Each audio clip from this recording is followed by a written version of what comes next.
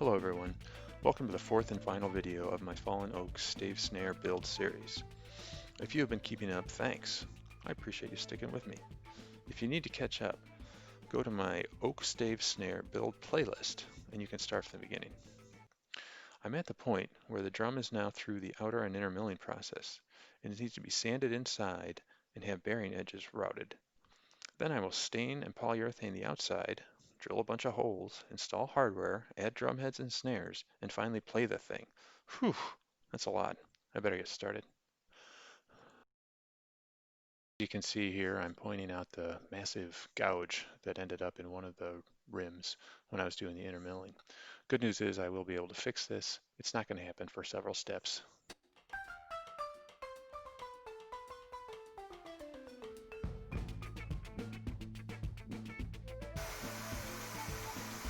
Here we go. For some reason, I decided to do my rim routing before I sanded the inside. Not sure that was the best idea. It's no problem for the outside, where the drum is already perfectly smooth, but it's bound to give me at least slightly uneven results inside, where there's some unevenness. Oh well, it's always a learning process for me, and maybe I should write down my steps and follow them in order next time. Spoiler, it all comes out okay in the end. For your information, I'm using what I believe to be an 1/8 inch roundover bit for the outside rim of the drum. There, cleanly rounded, which allows the drum heads to sit nicely on the rims and stretch freely as the drum is tuned.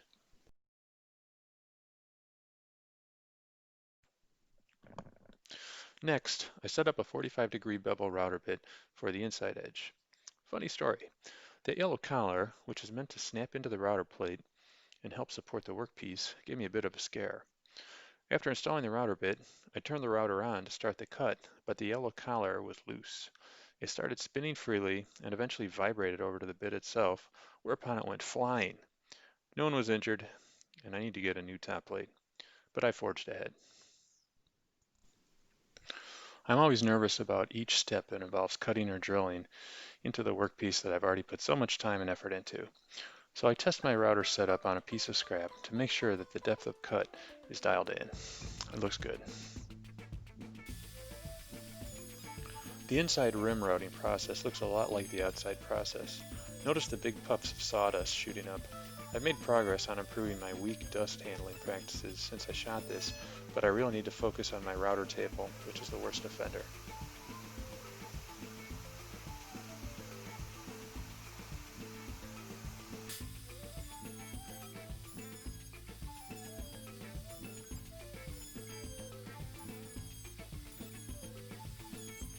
At the end of inside routing, I found some unevenness due to the lack of inner sanding, and I had a couple of small knots in the rim which caused minor tearing. Nothing I can't fix. Time to sand the inside of the drum. My primary tool is a random orbit sander. I start with 80 grit and move up to about 150 grit. On the outside of the drum, I'll go to a much finer grit. For a few very rough spots, I used a drum sander in my drill. I also used a flat file to even out problem spots on the inner rim bevel. This is my drum rim. Today what I'm doing is filling in some of the knots with epoxy from the oak drum shell. I'm using this JB Weld plastic bonder epoxy. It claims to set up in 15 minutes and be sandable in 30. So I masked off all the areas that I wanted to fill, mixed up the epoxy, and filled it. And it's been, I don't know, probably about 5 minutes. I'm not anywhere anxious to test whether it's wet or not. I want black epoxy all over my fingers. But I will let this set probably a lot longer than 30 minutes, and then I'll sand it off, and hopefully the end result will be the epoxy only shows up or remains visible in the small little cracks and pits that were in those knots. So after that, I'll stain over it, so with some dark stain, and I'm hoping at that point you don't even know there's epoxy there. Although I'm going to leave the inside unstained, so you won't know the epoxy's there. Now I have sanded some of those epoxy fills. It might not look like much in the video, but it did a good job filling the pits and cracks. This one spot had to be redone because I attempted to scrape off a large blob of epoxy with a razor, but ended up pulling out the whole plug. But at least it gives you a look at the issues that I'm trying to solve.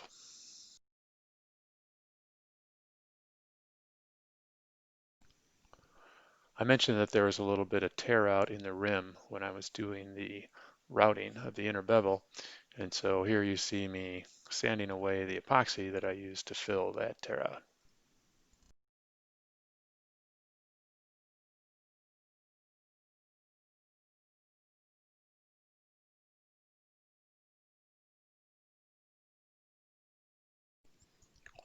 So I spent a fair amount of time on the epoxy fills and sanding. I finally got to the point where I felt it was as good as it was going to get. So I sanded the outside up to 600 grit in preparation for finishing. I wanted to keep the inside of the drum unstained and unfinished, so I proceed to mask off, starting with the rounded and beveled rim. I don't want those to be stained and finished either.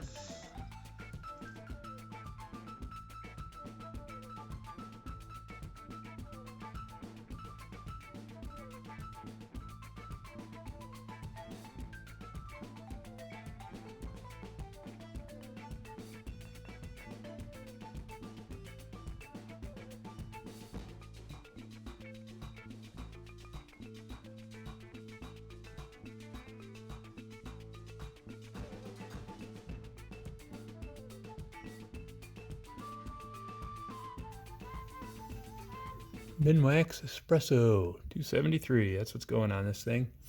I know I like the color because it's what we used on our hardwood floors inside the house. So now my drum will match floors, which is excellent. Got a rag. Just going to start wiping it on. And I believe the directions say you apply, let it penetrate 5 to 15 minutes to achieve desired color, and then you'll wipe it down in the direction of the grain.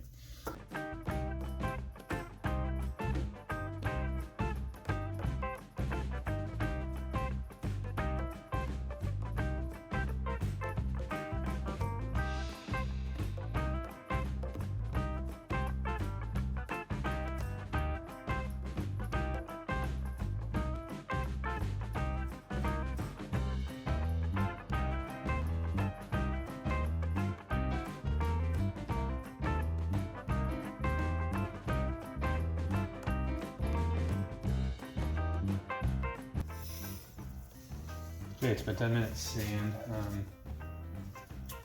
I am going to wipe her down now.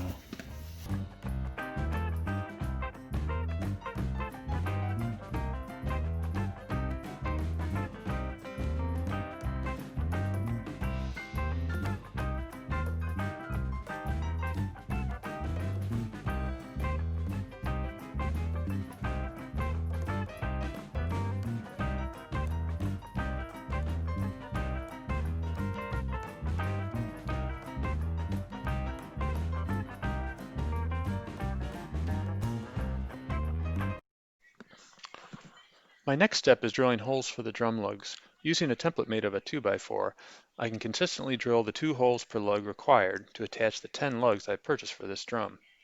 One side of the 2x4 drilling jig is curved, something I did on my bandsaw to match the arc of the outside of the drum. Off camera, I measured the diameter of the shell using a cloth tape measure and pre-marked the 10 positions that need to have holes drilled for the lugs. After drilling the first 2 holes, I remove the jig and the clamps, I test a lug, and then I move on to the next position where I have to reset up the jig and the clamps and drill again.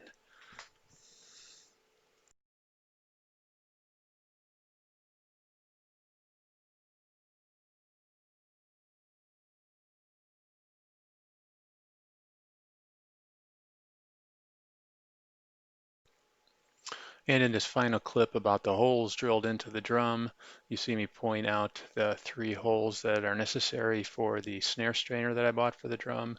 And on the opposite side, the butt plate, which is the fixed end for the snares, as well as a big hole for an air vent.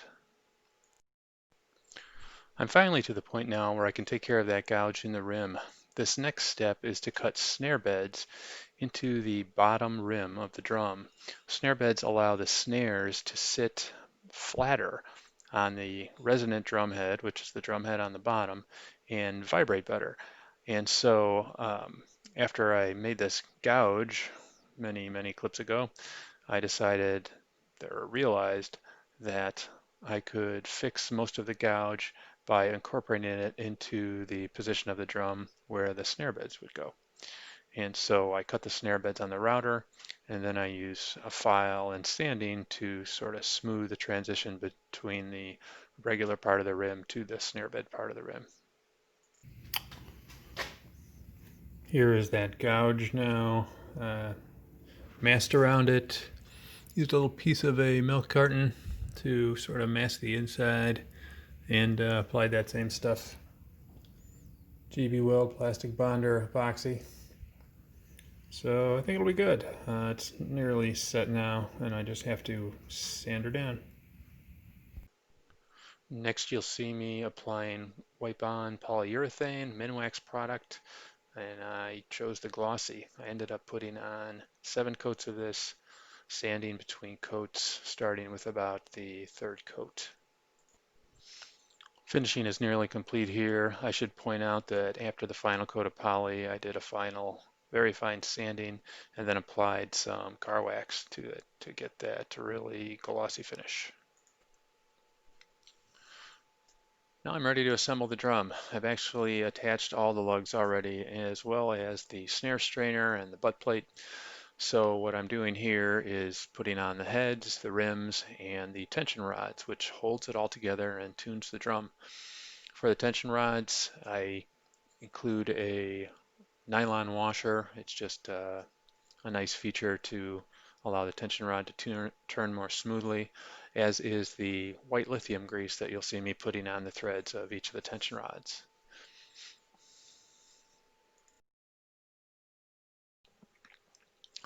After getting the resonant head or the snare head tuned to where I think it should be, it's time to put on the snare wires, which I do right here.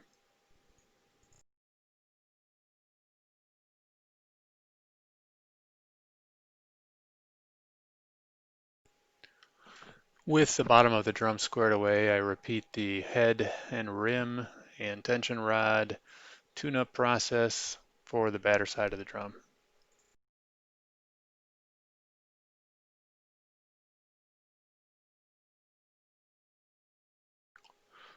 Finally, with apologies to my 5th grade band instructor, I will give you a short sample of how it sounds.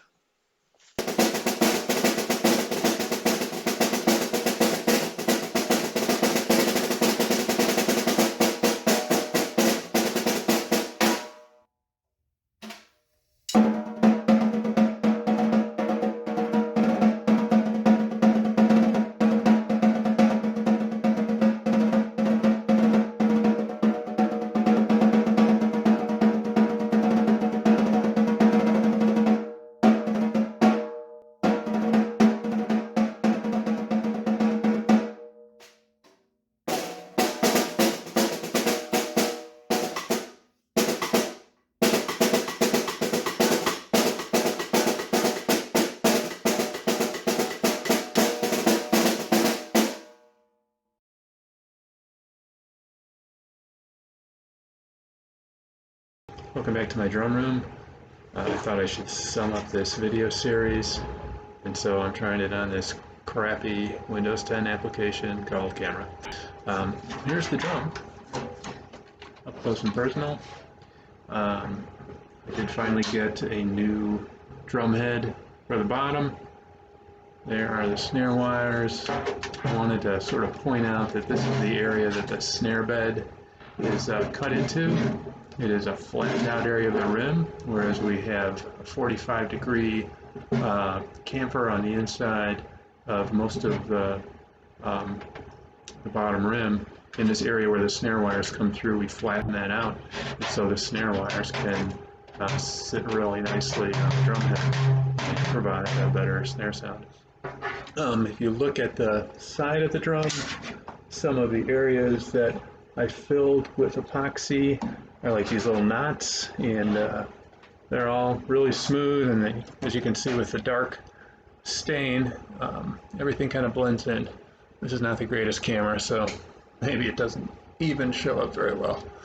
But again, this is a drum. It's all done. Sounds pretty good. And that wraps up the series. Thanks for watching. I do have another drum in progress. It's a Purple Heart 14-inch snare. It's quite a bit deeper, whereas this one was 5.5 inches. The Purple Heart will be 7 inches. I've sold a couple drums recently, a walnut and a maple at that depth. Seems to be a pretty popular depth, so that's what I'm up to. And thanks for watching. Maybe I'll publish some future videos on this channel for little bits and pieces of drum works I do, drums that I work on. Anyway, I'll see you next time, hopefully. Thanks for watching. Bye-bye.